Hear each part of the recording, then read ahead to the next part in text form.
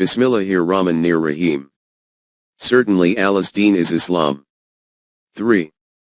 19. What is Islam? Translation of Islam Kya Hai? What did Allah say? The Quranic perspective. Ghulam Ahmed Parwez 1964. Talui Islam Trust. Registered. 25B, Gulberg 2, Lahore.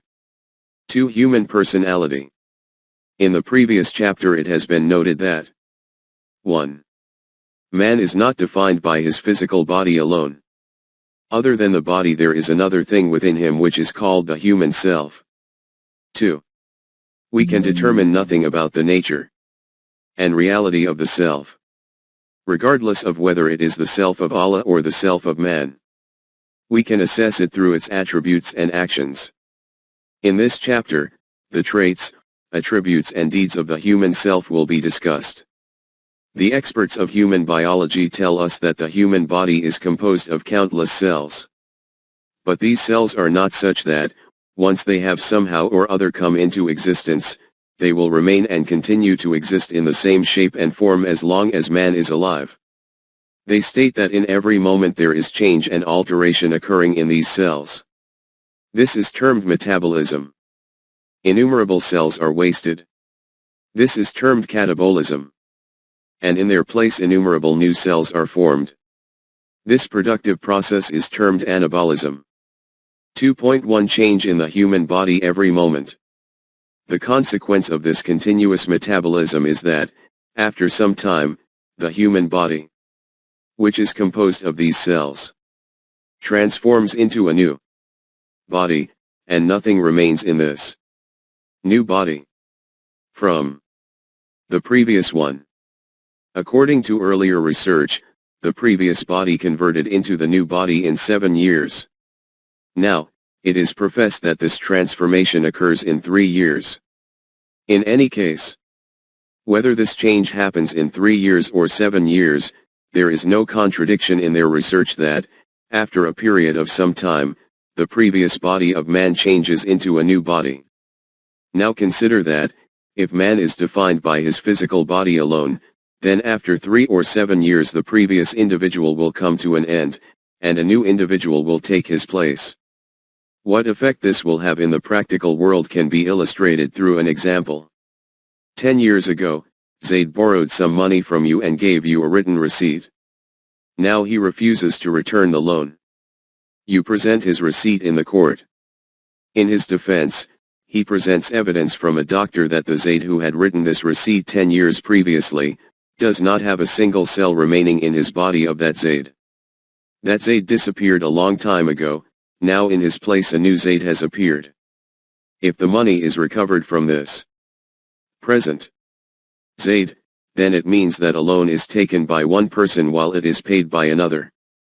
And if, due to non-recovery of this loan, he is given some punishment, then it will mean that a crime is committed by one, and punishment is handed out to another. This will be a gross injustice. Now contemplate that, if this doctrine that man is only defined by his body is accepted as being true, then what will be the consequences in the practical world? No pact or agreement will endure, or commitment or word, nor can anyone be forced to follow the law and regulation, or be held accountable or responsible. Nor will it be possible to mete out punishment to anyone for a crime or hold him responsible for a crime. So much so that, if after 10 years a wife says to her husband that the woman with whom you entered into a marriage contract is finished, and I am not bound by that contract, then, according to the above stated doctrine, she will have a right to declare this. In light of this reality, Brightman says, if a person is not a true identical unity through all the changes in his experience, then spiritual development is impossible. Moral growth, for example, rests on the postulate that I am responsible to myself for the past purposes and contracts. Yet if I am not the one who entertained those purposes and made those contracts, I experience neither responsibility nor continuous growth. Irrespective of these external examples, look at your own self and you will understand this matter. If your present age is 40 years, then According to the above doctrine, you will have changed at least 5 or 6 times and have become a brand new individual. But contrary to this, the truth is that, even today, the memory of the event which affected you at the age of 10 years, produces the same happy or sad state of feelings which you had felt at that time. Regarding the feelings which you experienced at that point, you cannot imagine even for a moment that the individual who felt those emotions at that time was not me, but another person. 2.2 Continuation of the self.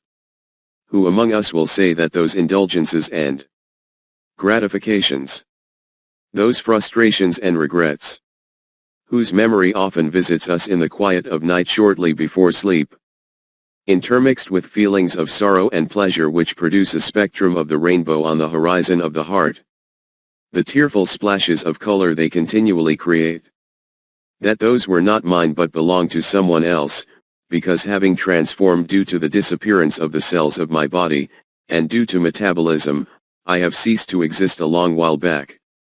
Our own experiences, our own feelings are living evidence to this fact that I is not the name of this body which becomes renewed every 3 or 7 years. I is the name of that established reality which always remains changeless despite the metabolism of the body. In the turbulent ocean of change, this radiant luminous pearl which is unfamiliar to change, is called the human self. Berdiev has rightly observed that, personality is changelessness in change. This I, or human self, is that which is responsible for all the deeds of an individual and is affected by their results and outcomes. 2.3 The self and memory. It can be said that the matters which we have discussed above are the magic of human memory, and it has nothing to do with the self. If an individual loses his memory, then he neither remembers any events of his previous life nor does the mention of any event have any effect on him. When memory is restored, then the events of the past start having an effect in the same way. Therefore, this is all a game of memory. But this idea is the outcome of superficial thinking, and is not based on truth. To carry out its decisions, the human self uses the parts of the body as its tools. You decide to grasp something. Your hand moves forward and holds this thing. If, Allah forbid, your hand is paralyzed, then it will not move forward to grasp this thing. Due to the inability of your hand to move, will you reach this conclusion that there is nothing inside you which can make an intent? This was all based on the hand. When the hand became unable to function, then the whole matter ended. You will never say this. That thing which makes a decision or intent still resides inside you. The difference is only that now its intent cannot manifest itself in a visible form in front of you because the hand which was to demonstrate that intent has become devoid of feeling and movement. Now let us move forward from this example. All of man's deeds, whether these are desires of his heart or tangible actions, leave imprints on his self. The human self manifests these imprints through its brain. This is called memory. If the brain becomes damaged due to some disease or accident, then it loses the ability to manifest these imprints on the human self. When it recovers, then the same characteristics are restored in it. This can also be understood through an illustration. On a radio station, some singer, from the fire of his soul, is spreading the flame of his voice and creating a melodious effect through the turbulent ocean of the air. Your radio set is receiving these radio waves, and in this way the same voice is reproduced. You are in the throes of enjoyment of this music when suddenly the fuse of the radio blows. That voice disappears. The singer is still singing at the radio station. Radio waves are still present in your room, but you are not aware of them because the instrument which was the medium for converting these waves into sound has stopped working. The sound of the voice is still there, but its means to manifest itself is no longer there. The brain is the radio set and the human self is the singer broadcasting from the radio station. The failure of the radio set does not mean that there is no longer a singer at the radio station, he is still present. The means to listen to his voice has malfunctioned. Or, for example, you see your reflection in a mirror. The mirror falls and is shattered into pieces, and now you do not see your reflection on the wall. This does not mean you no longer exist, you are still there, but the means through which your reflection was displayed does not exist anymore. The brain is therefore not the actual self, it is that screen on which the self manifests its imprints. Bergson has written an excellent book on this subject which is called Matter and Memory.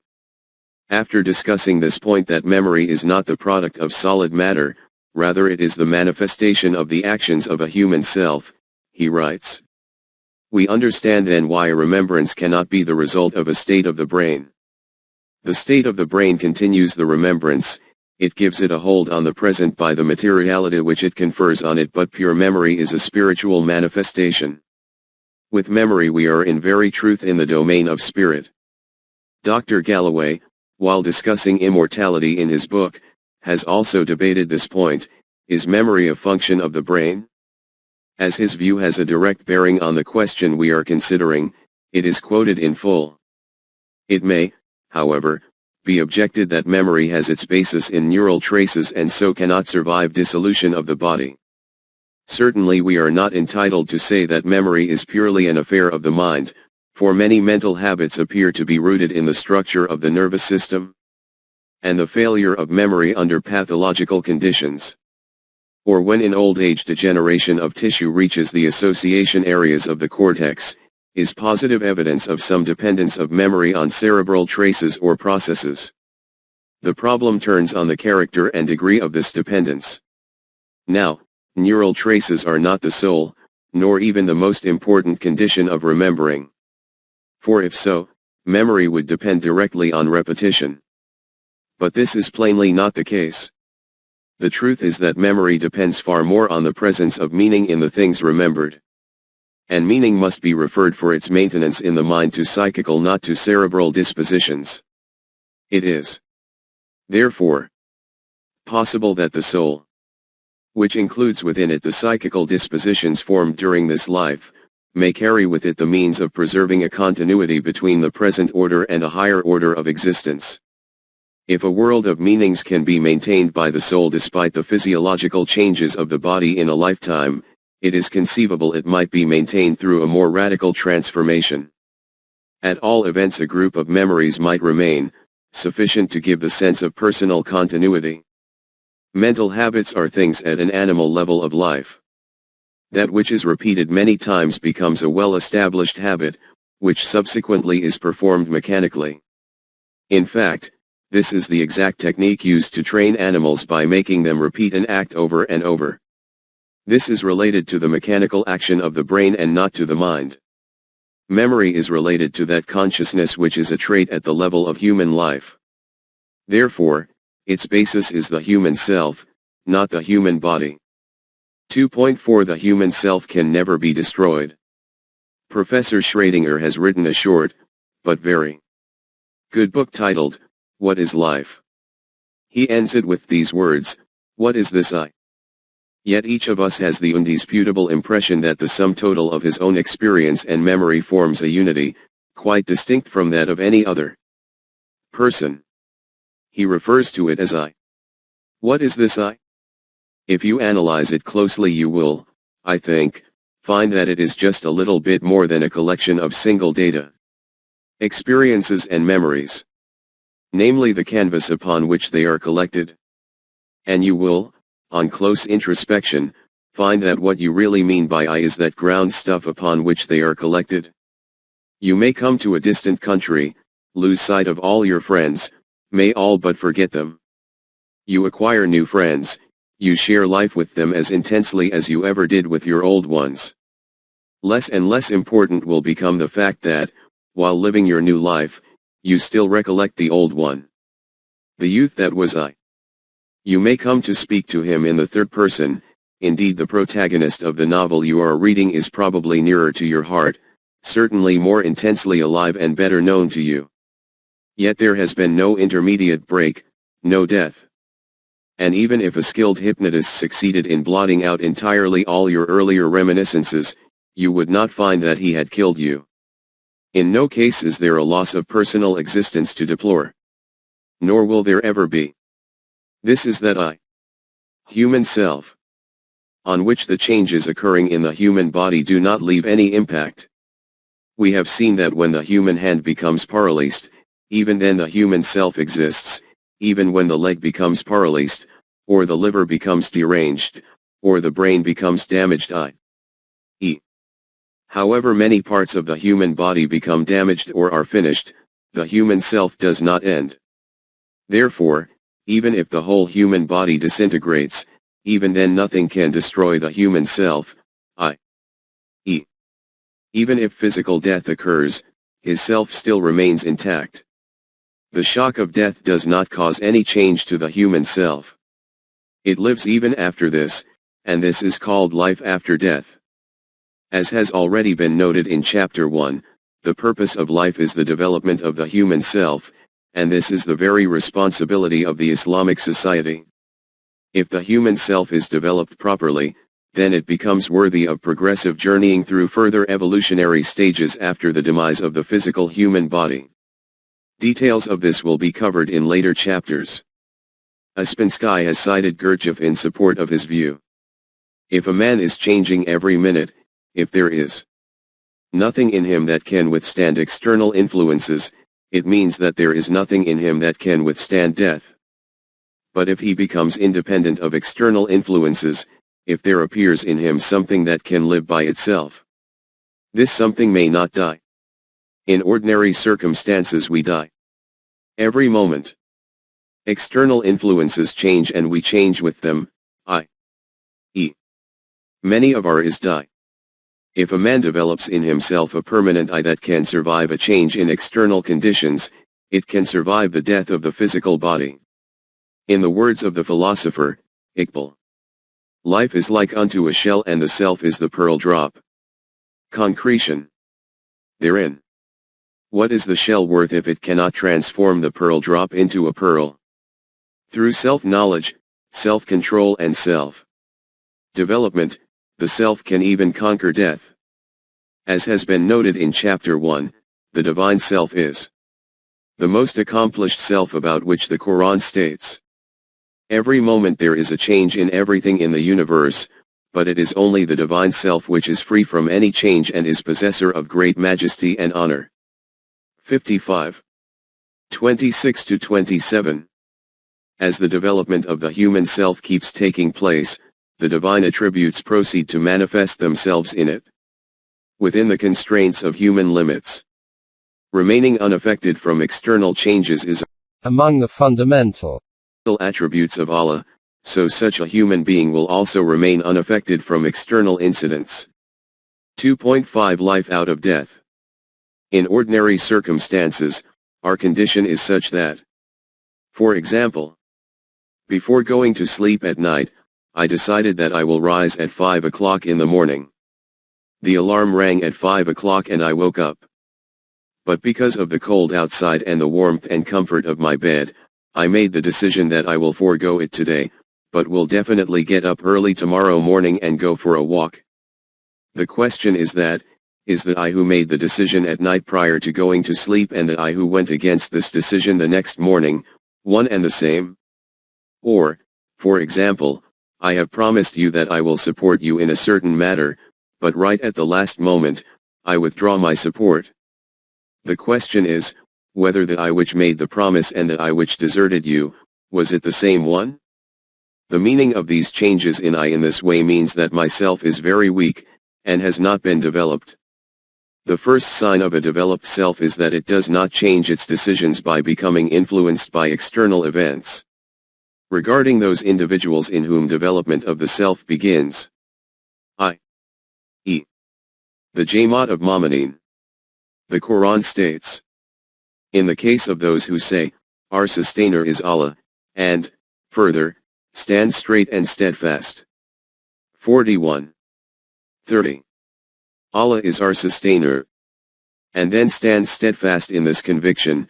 Throngs of opposition cannot then create the slightest tremor in their resolute stance, on the contrary, this further reinforces their iman.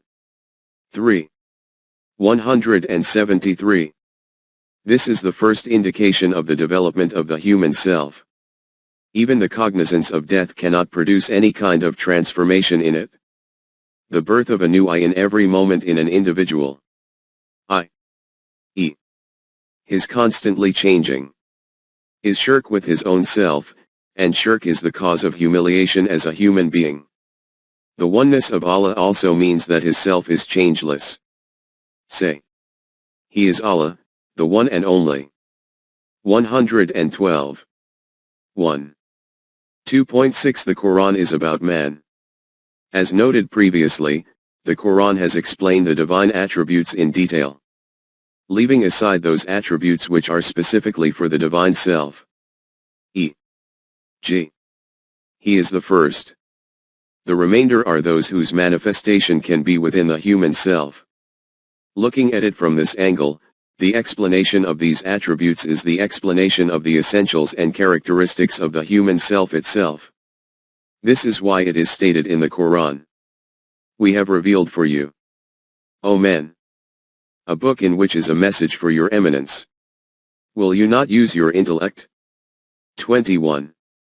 10. We have revealed to you such a book that, if you employ your intellect and reasoning, you will see that it is all about your own eminence. These attributes are numerous, but some of these are such that they hold a fundamental status in one respect. These attributes are explained very comprehensively in Surah Al-Ikhlas. Though it consists of only 4 short verses, if we expand these verses in meaning, then all 4 aspects of the universe of the human self converge together before us. The first verse is, Say. He is Allah, the one and only.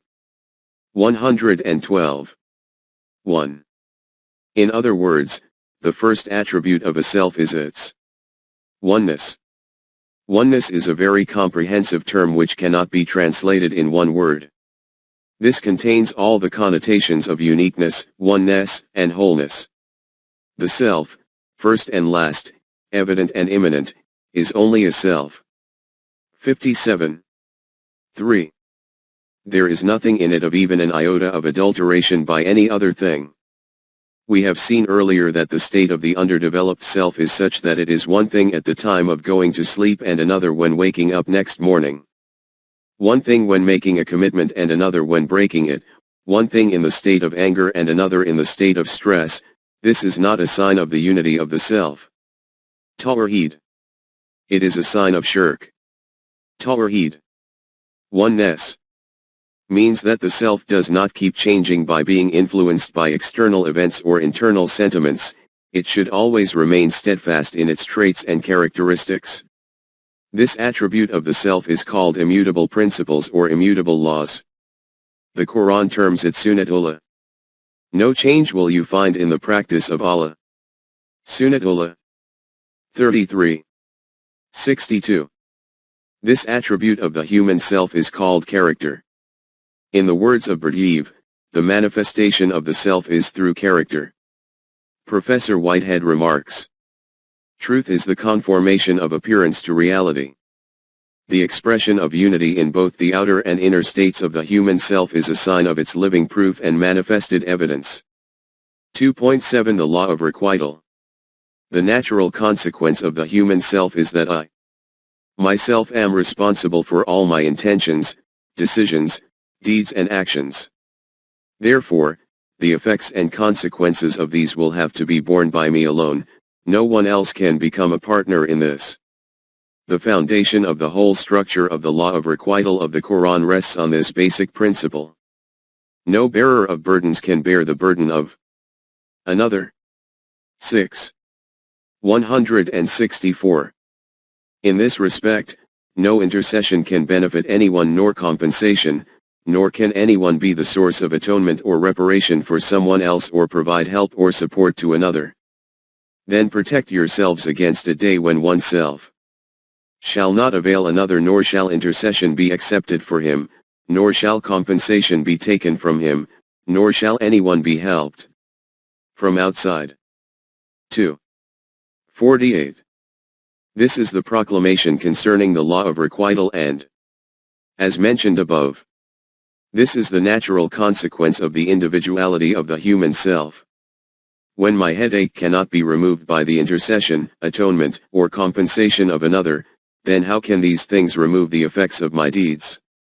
My Jannat, paradise, Jahannam, hell, will be shaped according to these, and no other person can interfere in this. Details will be covered in later chapters. The second verse of Surah Al-Ikhlas states, Allah, the eternally enduring, absolutely free. 112. 2. Samdat is the second trait of the self. This is also a comprehensive expression which means to be free from dependency on external support, being master of your own intentions and self-sufficient in your own decisions. The Quran states about the divine self, for Allah carries out all that He wills. 22. 18. For Allah does command according to His will and plan. 5. 1. Such verses as these are mirrors of this attribute. It is on the basis of this very trait of the self that man has been made an individual possessing responsibility and intent and given the right to choose from many different possibilities. The Quran states, do whatever you wish. 41. 40. And then in another verse, say, the truth is from your sustainer. Let him who will, believe, and let him who will, reject it. 18. 29. None else in the universe has been given the freedom to choose and make decisions. Since intent and choice are the fundamental traits of the human self, growth and development can thus only take place via those deeds which man carries out willingly using his ability of free choice and intent. Neither good under compulsion is actual good, nor is evil under duress, evil. The Quran has made it clear. There is no compulsion in deen. 2. 256. This is what is meant by this declaration. Man's freedom of choice and intent are respected to such an extent that, never mind anyone else, even Allah, despite His infinite powers, does not interfere in this freedom. This is His own decision on which He remains firm. In the words of the philosopher, Iqbal, God Himself cannot feel, judge and choose for me when more than one course of action are open to me. The humanity of a man is connected to his choice and intent. This is a requirement of the attribute of samdat of the self. It should be made clear that to put restrictions on oneself through one's own choice is not against its own freedom. A constraint on freedom is that which another imposes externally on a self against its will.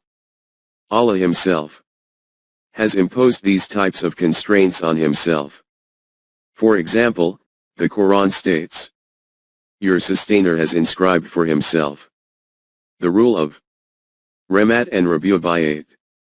6. 54. Whatever restrictions man puts willingly on his self for its development, these are not against the essence of being human. A Quranic society is a model of this fundamental concept of freedom and constraint in which the self of an individual keeps on developing and continuing to progress forward. The third verse of Surah Al-Ikhlas states, He begetteth not, nor is He begotten. 112.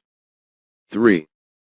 The common translation of this is, He has neither given birth to anyone through procreation nor was He born by procreation through anyone. This is also a fundamental trait of the self. The human body is born through procreation. This birth is at an animal level. In this manner, an individual becomes the offspring of his father and his own children are born in this same way. But the human self is not the consequence of this process of birth. In the process of birth through reproduction and procreation, a part of the father separates and becomes part of the body of his child. But the self is an indivisible entity, it cannot be divided into parts. If a part of the self separates from it, then the self remains incomplete, and the self becoming incomplete is against its fundamental trait. Procreation, i.e., producing children through reproduction, is necessary for the continuation of the human race, but the requirement of the self is not procreation but creation. As has been noted in Chapter 1, it is a trait of a human being that he participates in the creative program of the creator of the universe. Because no other thing in the universe has been endowed with a self. And this is the reason for human eminence. The fourth verse of Surah Al-Ikhlas states, "And there is none like unto him." 112. 4. There is none like him or his equivalent. Compared to that nation in which its people are developing their selves, no other nation in the world will be equivalent to it. When the Quran said about the Jama'ati Mu'minin, you will overcome all. 3. 139. That same truth was being referred to. As has been previously stated, the Quran has presented the divine attributes with great emphasis and detail, and these are referred to at various places in its verses, dispersed like sparkling pearls. The reflection of these attributes in the human self is a sign of the development of the self. In the following chapter, the technique to develop the human self, or how man receives instructions for this self development, will be elucidated. As has been clarified in Chapter 1, the edifice of Deen is raised on the foundation of acceptance of the concept of the human self. From this aspect, the degree to which this concept or belief is significant in the system of Deen is very evident. In the coming chapters, you will come across references to the human self frequently in many places, and details of its various attributes and features will appear before you. But in view of the significance of this concept, we wish at this juncture to briefly summarize various aspects of the human self again, so that wherever it is referred to in the following pages, these facts are kept in view in order that no wrong idea is formed about it at any point. Please attend to these carefully. 1. In relation to living things, the Quran has, in numerous places, referred to the process of creation and its various stages. During this process, that point is reached where the creative act takes place through procreation and reproduction, i.e., the creation of animals, in which the embryo grows in the womb for a specified duration. In this connection, the Quran has first mentioned all the stages which all animal and human embryos go through in the womb, e.g., the fertilized egg transforming into an embryo, the embryo taking shape as a piece of flesh, then the formation of bones within it, then the casing of these bones by a covering of flesh. These are those stages through which both animal and human offspring pass in a similar fashion.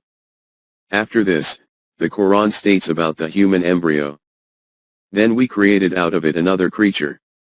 23. 14. This means that, having reached this stage, man then became a completely different creature from other animals. At another place, it is proclaimed about this clearly differentiating change. And breathed into him something of his ruh, divine energy. 32. 9. This is that trait due to which man becomes divergent from other animals, and because of which the universal forces, angels, bow before him. In Surah Sad, it is stated, "Behold, your sustainer said to the angels, universal forces, I am about to create man. Beginning creation. From clay. Inanimate matter. When I have fashioned him. In due proportion. And breathed into him of my ruh. Divine energy. Fall you down in obeisance unto him." 38. 71-72. This thing which Allah has called his own energy has been bestowed on man alone, and none other. In this regard, that man is a totally different creation from animals. An expert on evolution of our time, Simpson, has written, "To say that man is nothing but an animal is to deny, by implication, that he has essential attributes other than those of animals. It is important to realize that the essence of his unique nature lies precisely in those characteristics that are not shared with any other animal. His place in nature and its supreme significance to man are not defined by his animality but his humanity. Man has certain basic diagnostic features which set him off most sharply from any other animal and which have involved other developments, not only increasing this sharp distinction but also making it an absolute difference in kind and not only a relative difference of degree. 2. This thing is not intellect either. Since there is detailed discussion in chapter 4 about intellect and deen, there is no need at this point to expand further on this aspect as details will be covered later. 3. Neither is it that entity which psychologists term as the psyche, or which is referred to as the subconscious mind according to psychoanalysis. Nor is it that thing which was called the spirit in ancient philosophy and which was considered to be the opposite of physical matter. The reality is that, according to research in the modern era, the original concept itself of matter which was generally prevalent previously in human philosophical thinking no longer remains. Matter is now no longer something which possesses a solid state. Sir James Jeans terms it as bottled-up waves. Russell calls it interrelated events. Einstein gives it the name of considered thoughts. Ouspensky views it as merely a condition. If we look at it purely from the physical point of view, then a material object consists of smaller particles which are called molecules. If these are further analyzed, they are found to consist of even smaller elements which are called atoms. Proceeding further, these convert into electrons and protons which are called particles of electricity on which the definition of matter does not even fit. In this way, matter, according to ancient belief, becomes non-matter itself. Therefore, the duality of spirit and matter which had confused philosophers of previous generations so much, has now practically disappeared. The Quran does not even mention matter as the opposite of spirit, so much so that there is no mention of the spirit as the soul in the Quran. Having referred to the beginning of the creation of the material universe in Allah's Allama, universe of Amma, the Quran moves forward because the human mind enclosed in the physical world cannot envisage the truth and reality of the metaphysical world, Allama. Therefore, the thing which made man eminently different from other creations is not even ruh, meaning it is neither spirit nor soul. 2.8 This al-nafs is the human self. 4. The Quran has declared this entity as different from intellect, consciousness, mind, psyche, spirit, or soul and stated it using the term nafs. In Surah Al-Shams, the Quran declares, by the nafs, self, and the proportion and order given to it, and its enlightenment as to its wrong and its right. Truly he succeeds who purifies it, and he fails who corrupts it. 91. 7-10. Nafs. And all those means and elements which set it right and help it to achieve completion, are a witness to this truth that Allah has kept within it as possibilities both the potential of disintegration and the ability to remain protected from this disintegration. He who developed it, became successful, and he who suppressed it, did not allow it to flourish and blossom, failed, and remained unsuccessful. You will have seen how the Quran declares the human nafs to be a unique, specific, and permanent entity. This is what is called human personality. The latent potentials of both development and disintegration have been kept within it. For scholars and philosophers this fact is not unfamiliar that, when we use the term I in philosophical usage, its meaning is one thing, but when we use this word I in our general daily speech, it means something different. The Quran has also used this word nafs with different meanings. In our daily conversations, the word nafs has also been used for those that we classify as that person or I myself etc., and this word is also used for the specific meaning of the human self. For the student of the Quran, it is important to always keep this difference in mind. 2.9 The human self is not part of the self of Allah. 5.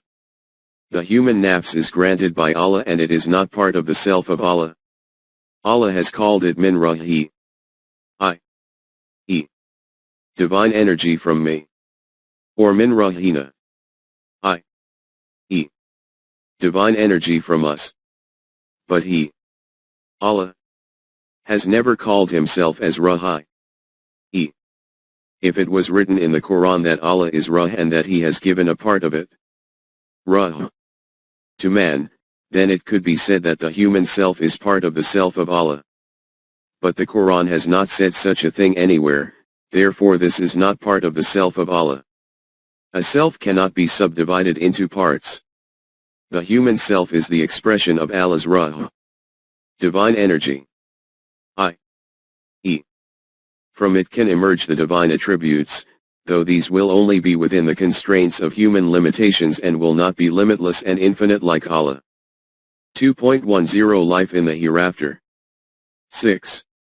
We have seen that Allah has called the human self a new or unique creation. Hence, this is neither the product of physical evolution nor is it governed by the physical laws under which the human body remains alive and functions.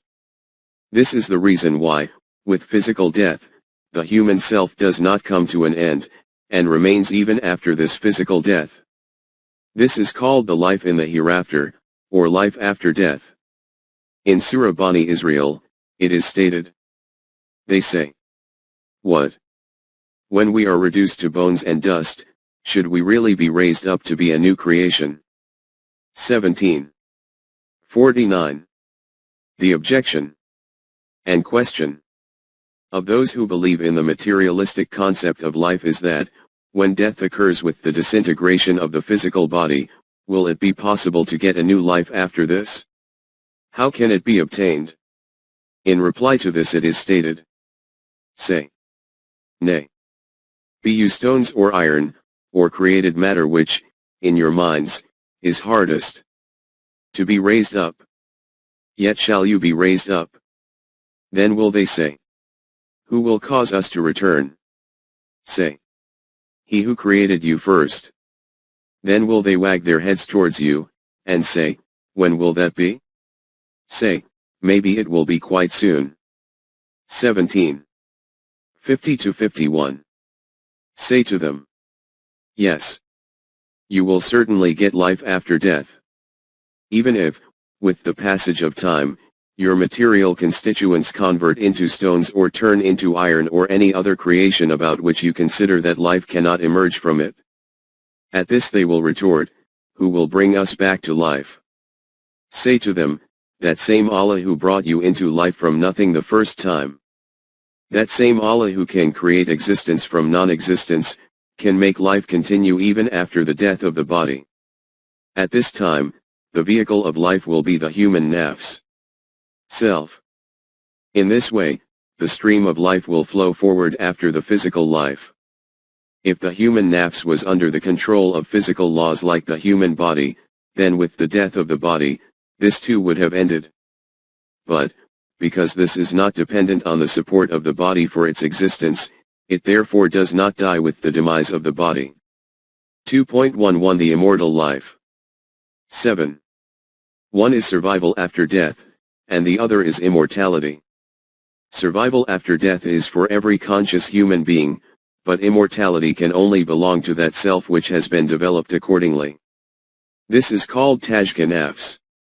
It should be made clear that completion of the development of the human self does not happen in this world alone. For this it will have to pass through further stages in the life of paradise in the hereafter. In this world, the development process commences, and if this reaches a certain level, which the Quran has called tilting the balance with righteous deeds, then it becomes enabled to progress through the next stages. 101. 6-7. If this does not happen, then its development halts. This is called the life of hell. 8. Regarding the life of paradise of the human self in the hereafter, we have stated that it will achieve immortal life. This means that after physical death in the worldly life it will not endure another death.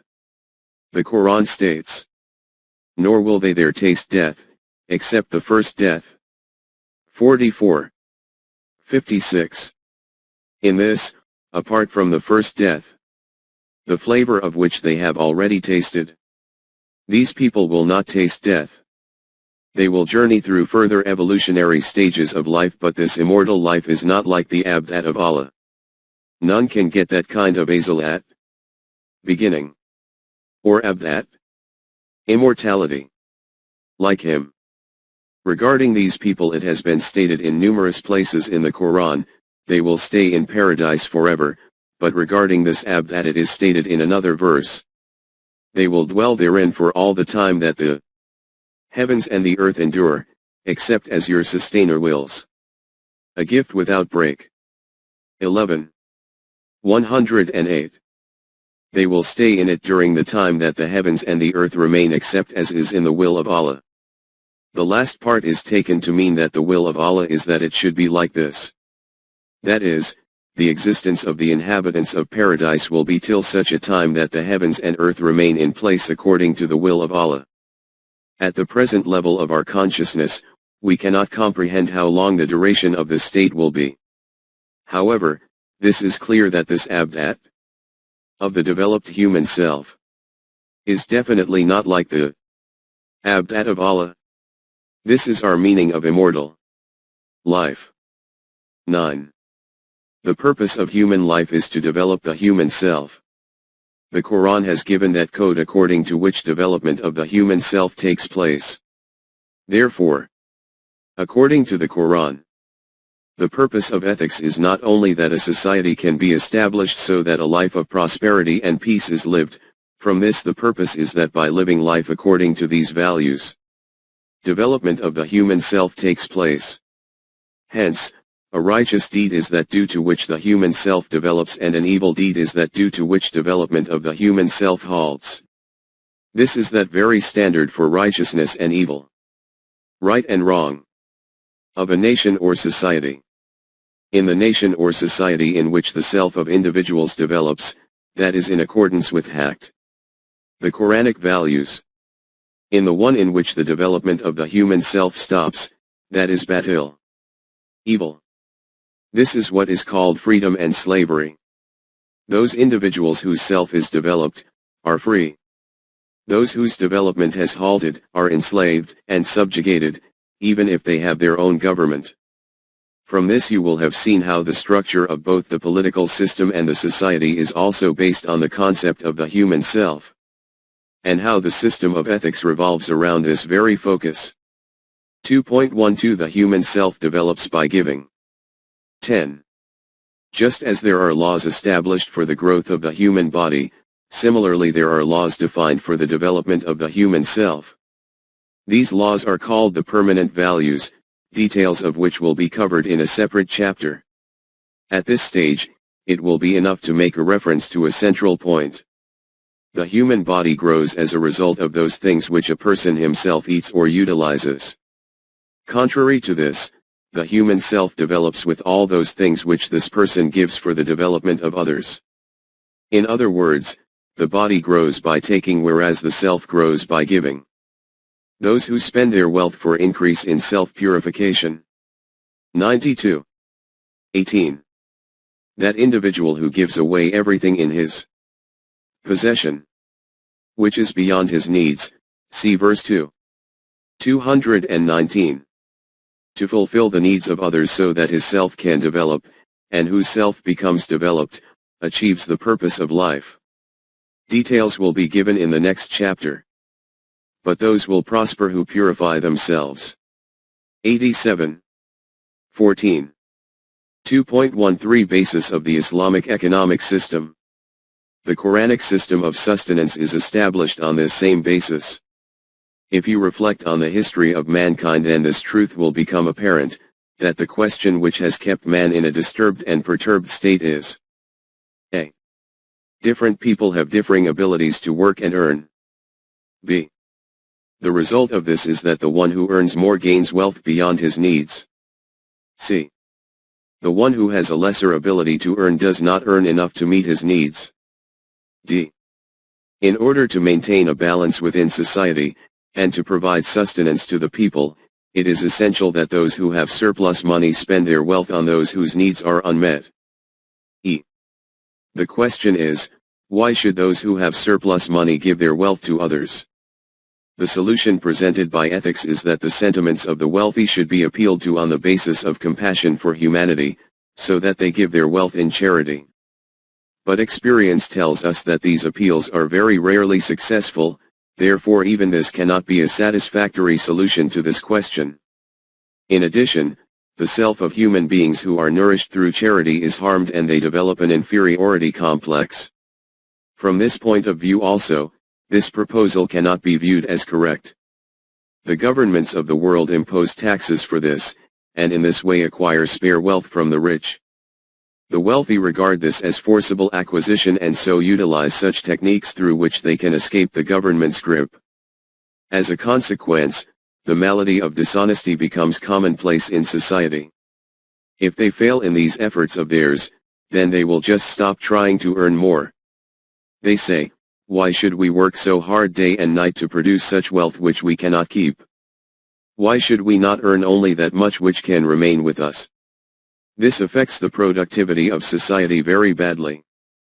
This is the difficulty in which today's communist system is badly ensnared, i.e. there is no incentive within it due to which people work to their fullest ability to increase the wealth of the nation, and then retain only that which meets their needs, and hand over the rest to the government. 2.14 The solution to this problem. This incentive can only be found from the Quran, which says that the self of that individual who earns to whatever great an extent he can, and then donates his surplus wealth for the nourishment of others, will develop proportionally. According to this doctrine, every individual works to his fullest capability but does not keep surplus wealth. From this, on the one hand, the root of the capitalist system is severed. Since the very foundation of the system is based on surplus capital. And on the other hand, a satisfactory solution becomes available for this difficult issue due to which the communist system has to use the whip of force and is now failing badly. Details of these are given later. From the above discussion, the fundamental traits of the human self have been presented before you. And it has also become evident how the structures of the Islamic economic, social, ethical, and political system are raised on such a foundation. In the following chapters the details of these will appear before you.